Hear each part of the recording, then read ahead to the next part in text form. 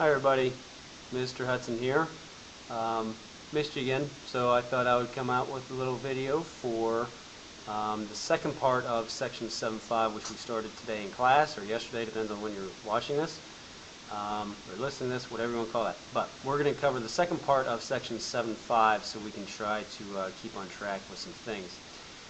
This section deals with taking these complex numbers and finding their products, multiplying them together, as well as their quotients if we are dividing some of these complex numbers.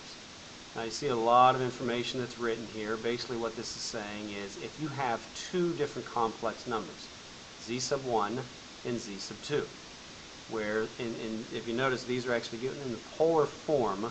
So you have z sub 1 is, if you recall in class, I refer to this as r cis theta. So r sub 1 cis theta sub 1, I guess you could call that.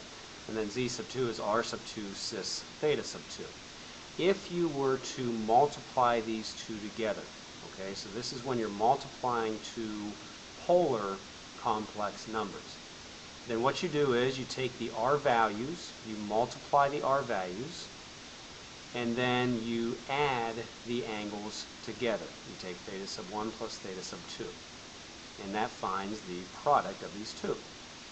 If you are dividing these two complex numbers, then what you do is you divide the r values and you subtract the angles. Okay, so when you're multiplying, you multiply the r values and add the angles. When you are dividing, you divide the r values and you subtract the angles. And you'll see some examples of that here in a second. For these two complex numbers, you have z sub 1 and z sub 2. If we are finding the product of these two, then what we do is we multiply the r values, and I'm going to call this abbreviated form cis, and then we add these angles. So cis 20 degrees plus 70 degrees. So if you multiply them together, you get 8. When you add, you get 90 degrees. So when you multiply these two complex numbers, your actual answer is 8 cis 90 degrees. That is the product of those two. For the quotient, notice we're also asked for the quotient, then what we do is for z sub 1 divided by z sub 2, what we're going to do is we'll take 2 divided by 4, and we'll take, and again this is because z sub 1 over z sub 2, we will take 20 degrees minus 70 degrees.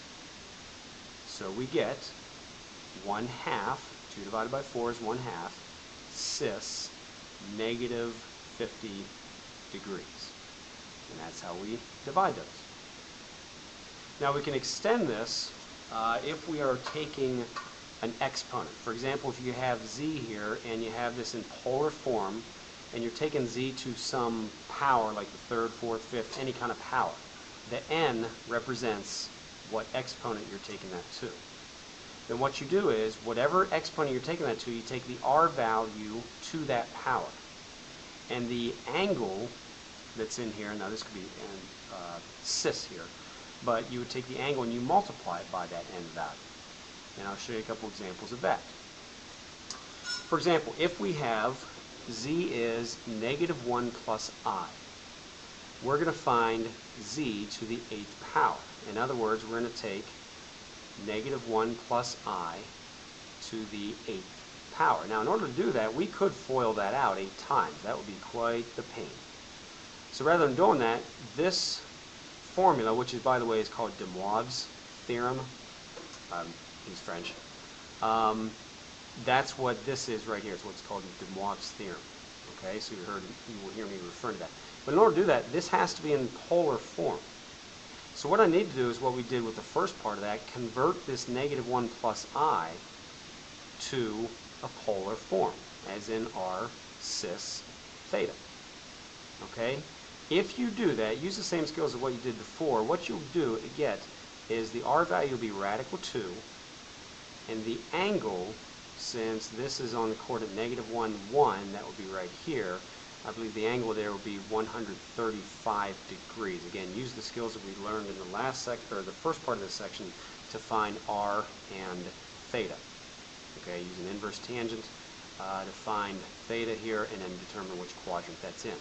So what we're doing is we're taking radical 2 cis 135 degrees, and we're going to take that to the 8th power.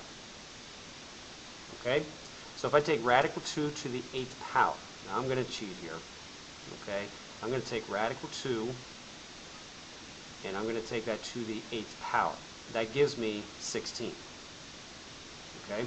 So the R value is 16. And the angle, I'm going to take 8 times 135 degrees.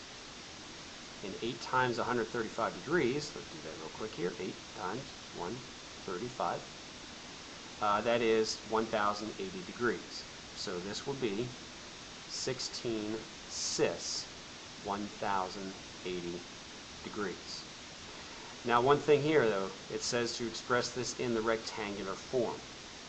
So what I'm going to do is I'm going to take, and let me extend this, this is 16 times the cosine of 1080, remember how we convert back to degrees, plus I times the sine of 1080. Alright, so if I distribute that, then 16 times the cosine of 180, I'm just going to go ahead and put this in degree mode and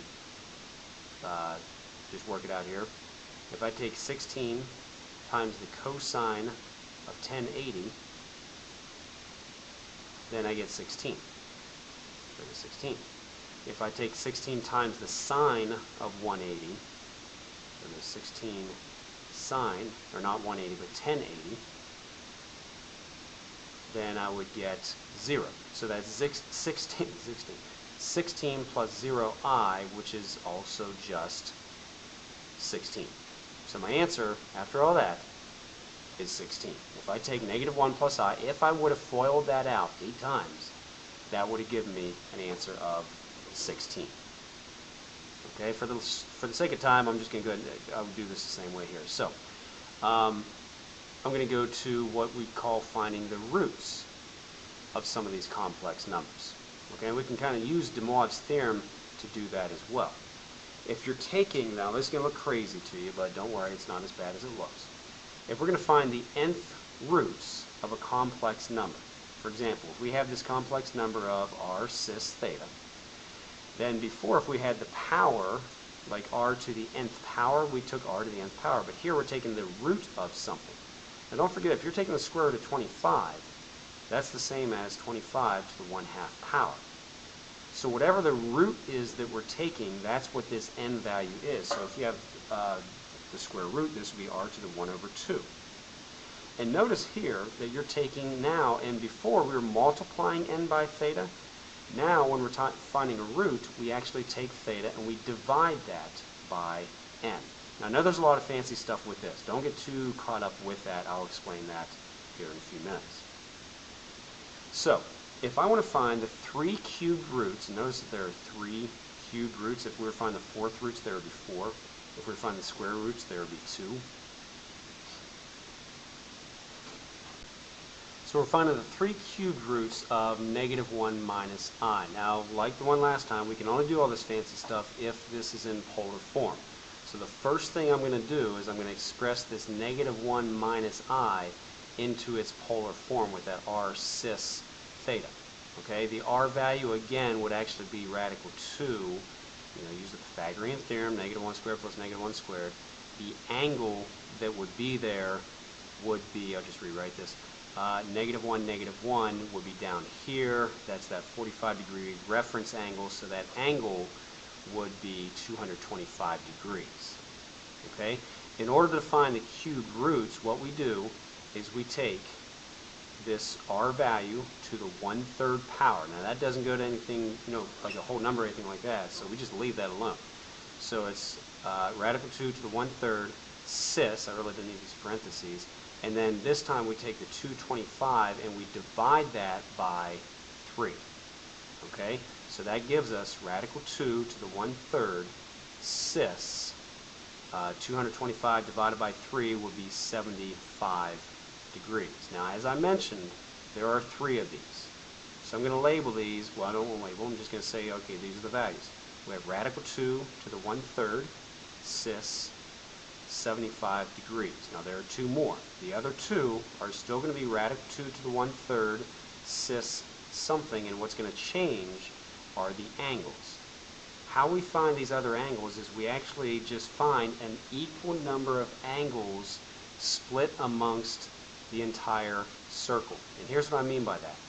As I mentioned earlier, we're finding the 3 cubed roots. There are 3 of these answers. So there are 3 angles within a full circle here. A full circle is 360 degrees. What I'm going to do is divide that 360 by this n value, the number of the, the number of the root that we're taking. That's the cubed root, so we divide by 3. That's 120.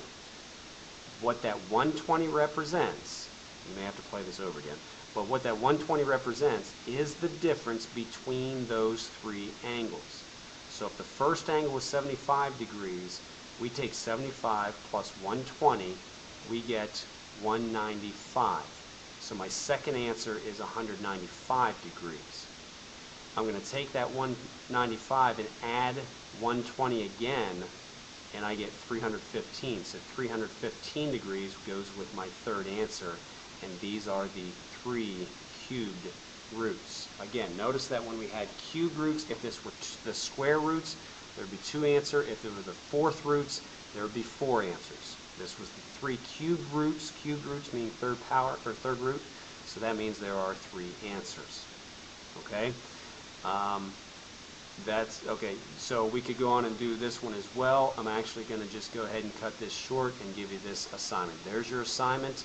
I'll have that posted in the classrooms.